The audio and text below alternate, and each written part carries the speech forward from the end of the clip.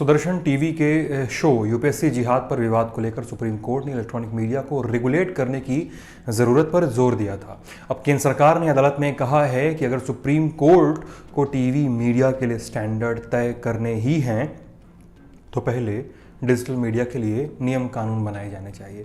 इसके पीछे सरकार ने तर्क दिया कि इलेक्ट्रॉनिक और प्रिंट मीडिया के लिए पहले से गाइडलाइंस मौजूद हैं, वहीं डिजिटल मीडिया की पहुंच बहुत अधिक होती है, उसका असर भी ज़्यादा होता है।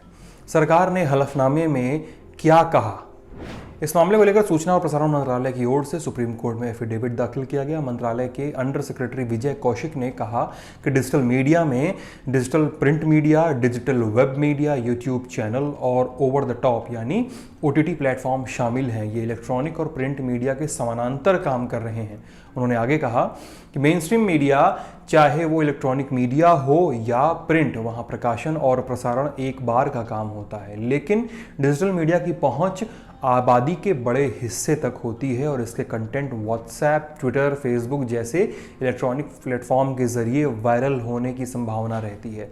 इसकी गंभीरता पर गौर किया जाना चाहिए, ऐसा सरकार का पक्ष है। सुदर्शन टीवी पर सरकार ने क्या कहा? मंत्रालय ने कहा कि याचिका सिर्फ सुदर्शन टीवी तक सीमित है। ऐसे में सुप्रीम कोर्ट को मीडिया के लिए दिशा निर्देश जारी करने के लिए कमेटी बनाने की कवायद नहीं करनी चाहिए। हर एक केस में तथ्य की स्थिति को केस के आधार पर तय किया जाना चाहिए। जनरल गाइडलाइंस की जरूरत नहीं है। अभिव्यक्ति की आज़ादी और जिम्मेदार पत्रकारिता के संतुलन बनाने पर सरकार पहले से काम कर रही है। किस मामले पर सुनवाई में ये मुद्दा उठा? सुप्रीम कोर्ट फिरोज इकबाल खान की याचिका पर सुनवाई कर रही है। इसके तहत सुदर्शन टीवी के एक शो के प्रसारण पर यह कहकर रोक लगा दी गई है कि ये एक समुदाय का अपमान करने की और टारगेट करने की कोशिश है। किसी समुदाय को निशाना नहीं बनाया जा सकता है।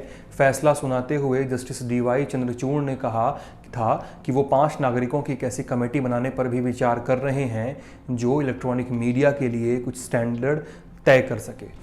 इस शो में ऐसा क्या था, लगभग सब लोग जानते हैं, फिर भी रिकैप जान लीजिए कि 25 अगस्त को सुदर्शन न्यूज़ टीवी के editor in chief Suresh Chavanke ने शो का प्रोमो जारी किया। इसमें दावा किया गया कि नौकरशाही में मुस्लिमों की घुसपैठ का पर्दाफाश किया जाएगा।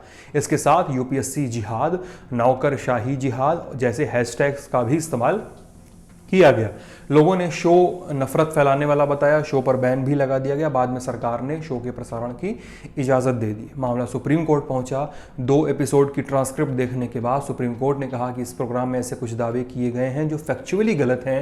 ये कहकर सुप्रीम कोर्ट ने बाकी के एपिसोड पर रोक लगा दी। सुप्रीम कोर्ट ने प्रेस से जुड़े संगठनों को क्या कहा था? जस्टिस चंद्रचूड़ ने न्यूज़ ब्रॉडकास्टर एसोसिएशन NBA से कहा था कि हमें आपसे पूछना होगा कि क्या आप अपने लेटर हेड के इतर भी एग्जिस्ट करते हैं?